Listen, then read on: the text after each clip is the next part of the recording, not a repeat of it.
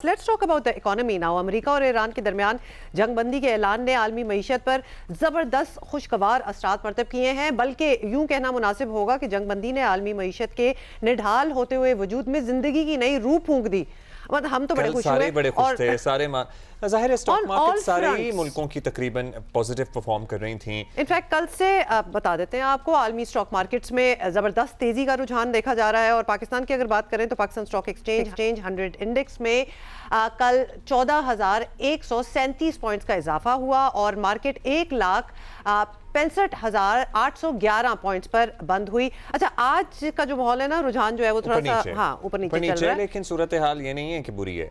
आप ना हरबस खोलने का फैसला सामने आते ही तेल की आलमी मंडी में कीमतें भी कम हो गई, 16% तक कमी देखी गई, जिससे पाकिस्तान में तेल की कीमतों में कमी की उम्मीद भी जाग उठी है। पाकिस्तानी आज तारीख का महंगा तरीन पेट्रोल खरीद रहे हैं। पेट्रोलियम इंडस्ट्री से वाबस्ता ज़राए के मुताबिक खाम तेल की कीमतों के हिसाब से पाकिस्तान में पेट्रोल 55 रुपये और डीजल 95 रुपये से 100 रुपये फी लीटर तक सस्ता हो सकता है। और इस वक्त आवाम की नजरें भी हुकूमत पर जमी हैं और मुतालबा एक ही है कि पेट्रोल की कीमतें साहब कुछ कम करते हैं। हाँ बिल्कुल, मतलब अब ये बाकी सब कुछ हो रहा है तो ये भी साथ साथ ही होना चाहिए और इनमें कमी भी इसी मकदार से होनी चाहिए जिस हिसाब से उन्हें बढ़ाया गया था। मतलब दैट इज़ वेरी इंपॉर्टेंट। ये नहीं कि जिस तरह आप कह रहे हैं ना 55 कम हो जाए, no, it needs to come back to where it was. और वज़ीर आज़म सर्टनली इसका जायज़ा भी लेंगे। अशरफ मलकम हमारे साथ मौजूद हैं। अशरफ, ज़ाहिर है वी ऑल्सो अंडरस्टैंड सौदे हमारे यहाँ आ चुके हैं और जब कीमतें बढ़ी हुई थी हमारे यहाँ सप्लाई डिमांड का कोई ऐसा डिस्ट्रप्शन नहीं पैदा हुआ। जब भी जिसको भी तेल चाहिए था मिला, there was no supply disruption. वो सौदे महंगे ही खरीदें, नेचुरली उनकी कीमत ज़्यादा ही होगी, लेकिन at the same time we should also remind ourselves कि जब ये सौदे ऑलरेडी मौजूद थे और हमारे पास स्टॉक था तो हमने पिछले स्टॉक पर भी 55 रुपये फी लीटर बढ़ाए थे। सो क्या अब हम फौरी तौर पर कम करने की पोजीशन में हैं या करेंगे? जी बिल्कुल, आपने बड़ा अच्छा पॉइंट उठाया।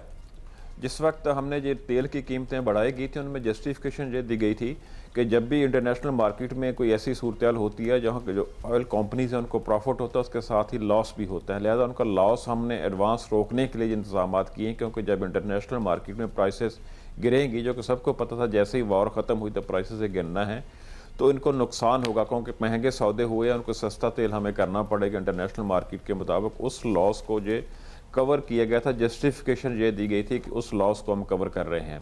अब अगर तो इस हुकूमत को अवाम की फ़िक्र है, जो कि होनी चाहिए, माजी में तो नहीं रही जितने भी अमल हुए हैं, अगर कोई हुकूमत को फ़िक्र है तो फौरी तौर पे उनको इसको जो बेनिफिट मिला है, पॉज आया जो वॉर में 15 दिन का, तो उसमें जो पेट्रोल की कीमतें कल के इदाद शुमार के मुताबिक 22% तक गिरी हैं, तो उसका बेनिफिट इस फ्राइडे, जो कल फ्राइडे है, आवाम को मिलना चाहिए। अब जो हुकूमत को है, लेकिन हमें उम्मीद वैसे बहुत कम है। गो के को सियासी जो पॉइंट स्कोरिंग होती है ना, कि आवाम को हदायत कर दी, हुकूमत को हदायत कर दी, मुतल्लिका महकमों को कह दिया ये कर दो वो कर दो, वो एक शुरू हो गया जो कि हफ्ता 10 दिन तक जारी रहेगा। लेकिन जब कीमतें बढ़ानी थी किसी को हदायत नहीं की थी, एक कमरे में बैठे थे, शाम को अनाउंसमेंट कर दी थी रात को 11 बजे 2 वज़रा ने TV पे आके।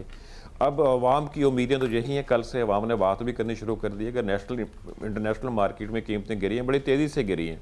कल शाम तक 21 से 22% तक गिरी थी।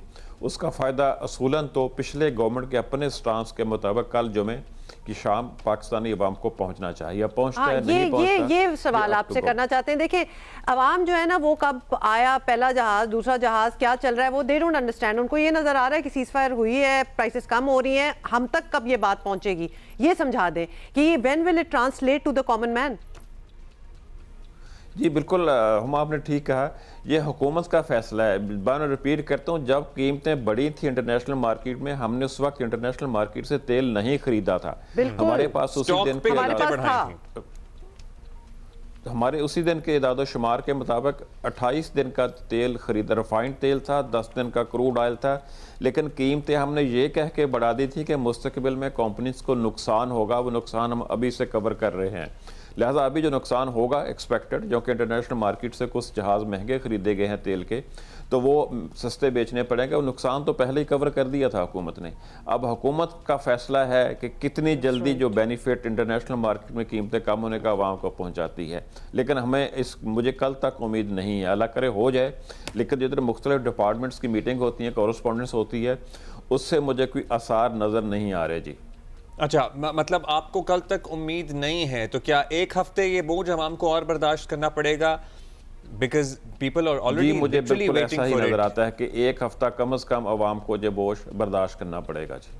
अच्छा, और इसके साथ सूबों का जो सब्सिडी प्लान है, ज़ाहिर है पंजाब का अलग है, सिंध का अलग है, खैबर पख्तूनख्वा का अलग है, बाइकर्स के लिए 100 रुपए के हिसाब से सब्सिडी है, वो चल रहा है साथ साथ?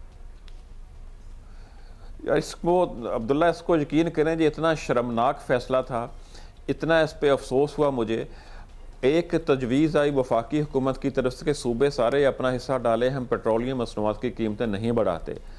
सब सूबों ने कहा, ख़ास तौर पे पंजाब और सिंध ने, कि नहीं आप पेट्रोल की कीमतें बढ़ाएं, हम सब्सिडी देंगे। इसका मतलब ये है कि अवाम की जेब से पहले पैसे निकालें, फिर उसका तरीकाकार वज़ा करेंगे, फिर हम वापस अवाम को देंगे। मतलब हमारा नाम आएगा, हमारे इश्तहार चलेंगे, जो इश्तहारात चल भी रहे हैं।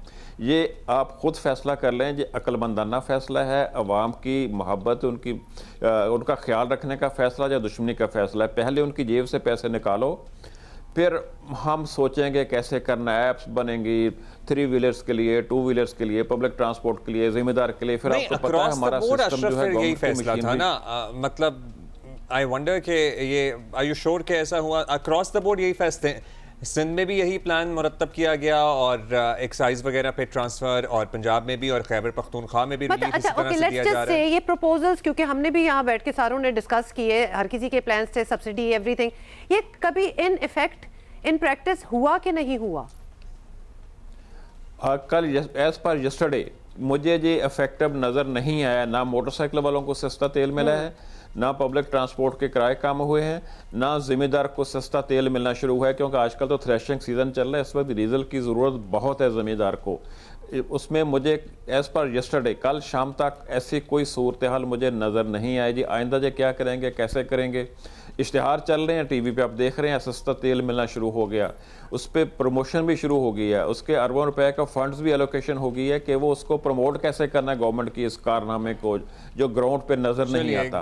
तो वो एक आर्टिफिशियल दुनिया क्रिएट करके उसको प्रोजेक्शन जैसी की जा रही है कि हमने बहुत कर दिया, लेकिन on ground as per yesterday लोगों को ना सस्ता तेल मिला, ना पब्लिक ट्रांसपोर्ट के किराए कम हुए, ना जिम्मेदार को सस्ता तेल मिला जी।